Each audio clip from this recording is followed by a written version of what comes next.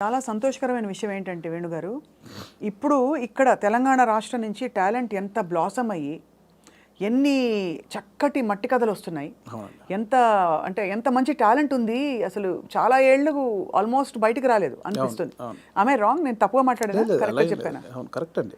ఇప్పుడు బయటికి రావడం, కట్టలు తెంచుకుని ఒక్కొక్కళ్ళు అంటే ఇక్కడ ఈ గడ్డ మీద ఉండే ఆలోచన ఏంటది ఏంటది ధాటి అంటారు చూడండి. ఆ కన్విక్షన్ అది చాలా గొప్పదండి. అంటే అంటే మట్టి నుంచి పుట్టిన కథలు కదా. అంతే అండి. అంటే ఇంతకుముందు ఇక్కడి ప్రాంతం వరకు ఏంటంటే కొంచెం చదువు లేక ఆకలి చౌలు ఇక్కడ వరకే ఉంది. బట్ అక్కడ సృజనాత్మకత కూడా ఉంది. చాలా ఉంది. అంటే ఇటువైపు ఎన్ని కథలు ఉన్నాయి, అటువైపు ఎన్ని కథలు. ఎక్కడైనా మనుషులు ఉన్న చోట చాలా కథలు ఉంటాయి. అవును. సో ఇక్కడ కథలు కూడా ఇప్పుడు వస్తున్నాయి. అందుకే ఇప్పుడు అంటే ఎట్ ప్రజెంట్ నా మూడంతా ఇక్కడే ఉందన్నమాట. నా జర్నీలో నేను చాలా కథలు చూశాను. అందులో ఒకటి బలగం. సో ఇంకా చాలా కథలు చూశాను. అవును. సో అవన్నీ చెప్పొచ్చు, దాన్నే కమర్షియల్గా చెప్పొచ్చు. ఇప్పుడైతే మరి మీ రెండో సినిమా వివరాలు అడగచ్చా? ఇంకా సూనా? సూన్ అండి, సూన్ డెఫినెట్లీ. అంటే అఫీషియల్గా నా ప్రొడక్షన్ నుంచి వచ్చినప్పుడు అడిగితే బెటర్. నో డెఫినెట్గా. కానీ అందరికీ క్యూరియాసిటీ ఏంటంటే బలగం తీసిన తర్వాత మీరు చాలా జాగ్రత్త పడాలి. ఇంకా రెండో సినిమాకి అదే స్థాయిలో మెప్పించాలి, ఇంకా ఎక్కువ మెప్పించాలి వీలైతే. మరి ఏంటి మీ ఆలోచనలు దాని మీద? ఉందండి, కథ అయిపోయింది. ఆల్మోస్ట్ కథ అయిపోయింది. ఇంకా అఫీషియల్గా అనౌన్స్ చేస్తాం త్వరలో. మళ్ళీ డెఫినెట్లీ నన్ను ఎవరైతే ప్రేమించారో, ఆశీర్వదించారో వాళ్ళని ఒప్పిస్తానని నమ్మకం అవుతుంది. నా కథ అయితే ఇప్పటివరకు అయితే ఖచ్చితంగా ఒప్పిస్తానని నమ్మకం అవుతుంది. అంతకుముందు కామెడీ యాక్టర్గా జబర్దస్త్లో మీ జర్నీ ఎలా ఉండేది వేణుగారు? అది హ్యాపీ జర్నీ అండి, చాలా హ్యాపీ జర్నీ. నా లైఫ్లో అంటే జాలీగా ఉన్న రోజులు అవి. అంటే నేను 2004లో యాక్టర్ అయిన తర్వాత 2015 వరకు గాడ్ గ్రేస్ని అసలు వెనక్కి తిరిగి చూసుకోలేదండి.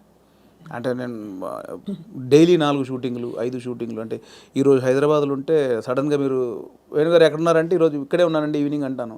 రేపు ఫోన్ చేస్తే దుబాయ్లో ఉన్నానండి. అదేంటి నేను ఈవినింగ్ హైదరాబాద్ అన్న అంత బిజీగా ఉన్నాను నేను. అంత బిజీగా ఉన్నా డైలీ 3-4 షూటింగ్లు, ఈవెంట్స్ అని దుబాయ్లు, ఫారిన్ షెడ్యూల్స్, చాలా బిజీగా ఉండేవాడిని.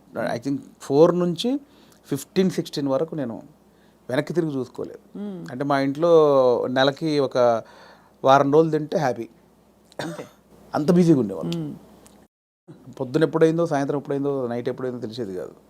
సో 15 తర్వాత కొంచెం జబర్దస్త్ నుంచి బయటకు వచ్చి అప్పుడు ఇంకేమైనా చేసుకోవాలని ఈ బలగం ఏదైతే దానికి ప్లానింగ్లో ఉన్నప్పుడు మాత్రం కొంచెం ఒక 3-4 ఇయర్స్ బాగా స్ట్రగుల్ అయ్యాను.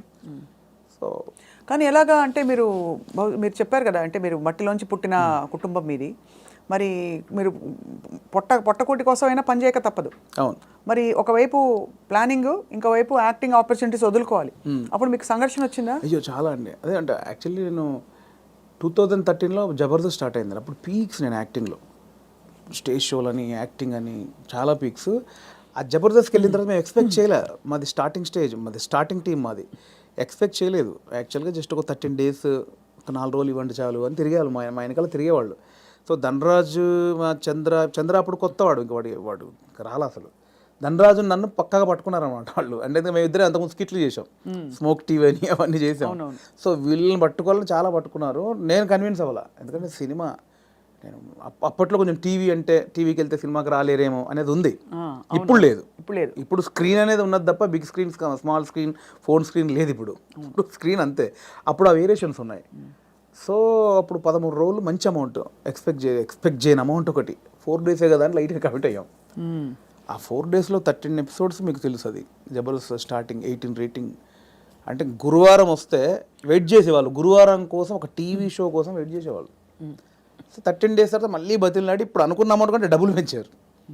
సరే అని మళ్ళీ 13 చేసాం, 27 episodes చేసాం.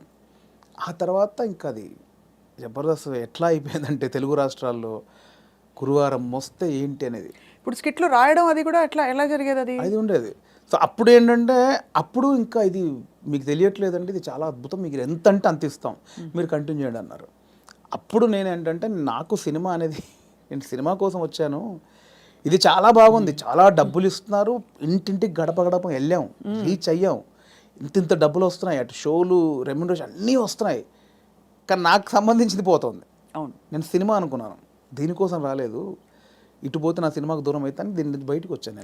అబ్బా చాలా పెద్ద ఇదండి. మామూలుగా సెటిల్ అయిపోతాం మనం, పైసలు వస్తున్నాయి కదా, ఎందుకు బై నీకు అందుకని బయటికి వెళ్ళాక 1.5 year తర్వాత ఇది రైజ్ అయిపోయింది. అంటే ఇంటర్నెట్ ఫ్రీ అయిపోయి ప్రతి ఒక్కరికి సెల్ ఫోన్ చేతిలోకి వచ్చేసి ఇది వైరల్ అయిపోయింది. అప్పుడు ఏమైంది, నేను జబర్దస్త్ కొన్ని చేశాను కాబట్టి సినిమాలో కొంచెం దూరం అయిపోయా. టీవీకి వెళ్ళడం వచ్చేసింది. అవును అవును అవును. ఇది వచ్చేసిందని నేను దాన్ని పక్కన పెట్టేసి సినిమాకి వచ్చేసరికి ఇది పక్కకు పెట్టేశారు. అరే ఇలా అయింది ఏంటి అని కసిలో మళ్ళీ ఒక 1 year చేసాం. అవును, మీరు తిరిగి వచ్చినప్పుడు అయితే వెల్కమ్గా తీసుకున్నారు మిమ్మల్ని, ఆబ్వియస్లీ తీసుకున్నారు. మళ్ళీ 1 year చేసిన తర్వాత అప్పుడు ఇంకా మైండ్లో డబ్బు అని మళ్ళీ ఇటు వెళ్ళినోని మళ్ళీ ఇటు వచ్చా, ఇక్కడ మళ్ళీ డబ్బు కోసం వచ్చా. బట్ లోపల మాత్రం ఇది కాదని నన్ను వేధిస్తుంది అనమాట. మళ్ళీ బయటకు వచ్చాను. ఆ మళ్ళీ బయటకు వచ్చిన తర్వాత 2015 మిడ్లో బయటకు వచ్చామండి. అప్పటి నుంచి అరాకొర అప్పటి నుంచి స్ట్రగుల్ స్టార్ట్ అయింది. ఆ 15 మిడ్లోంచి 2020 వరకు ఆ 4 years ఇటు లేక అటు లేక ఆ 4 years బాగా స్ట్రగుల్ అయ్యాను. అది ఇక మేజర్ నా కెరియర్లోనే వెరీ బ్యాడ్ పీరియడ్. అంటే తినడానికి ఉండడం వేరు, అది వేరు, బట్ మైండ్ బిజీగా ఉండడం మెయిన్ ఇంపార్టెంట్. అవును, మైండ్ బిజీ. మనం అసలు ఎటు వెళ్తున్నాం అని ఒక తెలుస్తుంది కదా లోపల. పొద్దున 6 గంటలకు లేస్తే స్టాఫ్ వచ్చారా, పొద్దున 12 గంటల వరకు ఈ షూటింగ్, మధ్యాహ్నం ఆ షూటింగ్, దుబాయ్, ఇటు ఆస్ట్రేలియా, ఇవి అన్నిట్లో ఈ స్కిట్ల బిజీ ఉంటుంది. ఇప్పుడు మీరు ఇందాక అడిగారు స్కిట్లు, మినిమం ఒక స్కిట్ రాయడానికి 2 రోజులు పట్టేదండి. ఎవరు రాస్తారు? నేను, నా టీం మెంబర్స్, ఎవరైనా ఒక రైటర్, అంటే మనకు సింక్లో ఉన్న మెయిన్ టీమ్ లీడర్ దగ్గరనే ఉంటుందండి. ఇంప్రూవ్ అని ఉంటుందండి యూఎస్లో, అంతా ఉంటుంది. ఇది 100% ఇంప్రూవేషనే స్క్రిప్ట్ అండి, స్క్రిప్ట్ రైటింగ్ ఏ ఉండదు. సో మీకు దానికి నేపథ్యం, మీరు థియేటర్కి వెళ్ళారా? థియేటర్ ఏం లేదండి నాకు, థియేటర్ ఎక్స్పీరియన్స్ లేదు, జస్ట్ మీరు చూసి నేర్చుకున్నారు. అంతే అంతే. ఎందుకంటే మనం కూర్చున్నామండి, ఇప్పుడు పాయింట్ ఎట్లా వస్తే మనం కూర్చున్నాము, లేట్ అవుతుంది, ఈ లేట్ అయిన గ్యాప్లో ఏం చేద్దాం అని ఒక థాట్, ఏం చేయొచ్చు అని కూర్చొని మాట్లాడుకోవడం. అలా మాట్లాడుకుంటే ఏదో జోకులు వస్తూ ఉంటాయి. ఓ బంచ్ ఆఫ్ జోక్స్ వచ్చాక అసలు దీనికి ఏంటి కంటెంట్ ఏంటి, కథ ఏంటి, ఓ ఇలా వచ్చాడు, మిడ్లో గొడవ జరిగింది, లాస్ట్లో ఆ గొడవ పడి సారీ చెప్పాడు, ఓ స్టార్ట్, ఓ మిడ్, ఎండ్, ఏం చేయొచ్చు దీనికి, అలా కూర్చి స్కిట్ రాయడమే.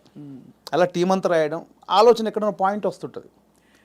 అది టైమింగ్ ఎడిటింగ్లో అసలు, అంటే మా టైంలో అయితే ఎడిటింగ్ సెన్స్ లేకుండానే దింపేసేవాళ్ళం అండి. దింపేసేవాళ్ళు. ఇప్పుడు ఎలా ఉందో నాకు తెలియదు. నా ధనరాజు కానీ, నేను కానీ, అప్పుడు రాఘవ్ గారు కానీ, చంద్ర కానీ, అంటే అప్పుడు ఇప్పుడంటే పాపం వాళ్ళు జబర్దస్త్ వాళ్ళకి ఇప్పుడు వాళ్ళకి ఏమైందంటే కొన్ని 1000 పాయింట్లు టచ్ చేశారండి. అవును, ఎన్ని స్కిట్లు అయి ఉంటాయి, కొన్ని 1000 స్కిట్లు అయి ఉంటాయి, 1000 పాయింట్లు టచ్ చేశారు. ఇంకేం చేయాలో అర్థం కాక వాళ్ళకి. అవును, అప్పుడు మేము కొత్త కాబట్టి మాకు అన్ని కొత్తయే. ఆల్ పాయింట్స్ ఇప్పుడు అత్తా కోడళ్ళు ఓ 100 పాయింట్లు ఉంటాయి, అప్పుడు మాకు అవన్నీ కొత్త. ఇప్పుడు అత్తా కోడలు చేయమంటే ఏది చేసినా కూడా ఆల్రెడీ చేసినట్టే ఉంటుంది. సో అట్లా మాకు చాలా పాయింట్స్ దొరికేవి. ఇప్పుడు చంద్ర మొత్తం ఫ్యామిలీస్ మీదకి వెళ్ళిపోయేవాడు, నేను అన్నీ కొంచెం టిపికల్గా ఉండాలి అని నేను ఈ కొంచెం కొత్తగా ఏదో చేసేవాడిని. ధనరాజు ఇంకో, అట్లా ఎవరి కేటగిరీ వాళ్ళకు ఉండేది. సో అప్పుడు పోటాపోటీ బాగా చేసాము. సో ఆ 15 నుంచి బయటకు వచ్చాక అంత మంచి రెమ్యునరేషన్స్ కానీ, ఈవెంట్స్ కానీ, మీకు తెలుసు ఈవెంట్స్ ద్వారా మంచి ఆర్టిస్టులకు మంచి ఆదాయం ఉంటుంది, చాలా బాగుంటుంది. అదే కదా. సో అటు ఇటు మిస్ అయ్యి ఈ 15 నుంచి 20 వరకు నేను దాదాపు మీరు ఎక్స్పెక్ట్ చేయలేని అమౌంట్ మిస్ అయిపోయాను. సో ఆ లోపల అది ఉంటుంది, అది బాధ అనమాట, తిండికి బాధ కాదు. అనవసరంగా దాంట్లోంచి బయటకు వచ్చావు, ఇప్పుడు ఇంత పోయింది, ఇప్పుడు ఇది లేదు అది లేదు. ఇప్పుడు మన బతుకులకి నువ్వు వచ్చిన నేపథ్యానికి అది చాలా పెద్ద అమౌంట్. దాన్ని మిస్ అయిపోయామే, తప్పు చేసామా, ఒప్పు చేసామా, అనవసరంగా సినిమాని ఓ పెద్ద బిల్డప్ ఇచ్చుకొని బయటకు వచ్చావు, ఇక్కడ ఇది లేదు, అక్కడ అంతా సాలిడ్ అమౌంట్ మిస్ అయిపోయి ఏంట్రా తప్పు చేసామనే గిల్ట్ ఒకటి ఉంటుంది చూసారా, ఆ గిల్ట్ ఎక్కువ పోయాను అనమాట.